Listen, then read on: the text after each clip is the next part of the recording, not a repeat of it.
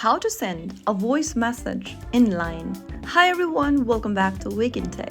Today in this video, we are going to be learning how you can easily send voice message in line instead of typing long text. So let's get started. First of all, open your Line application on your device and log into your account.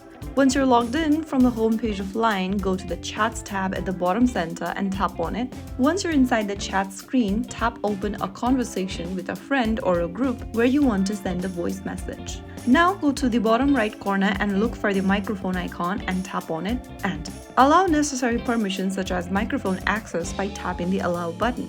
Now tap on the record button at the bottom to record a voice message and speak your message.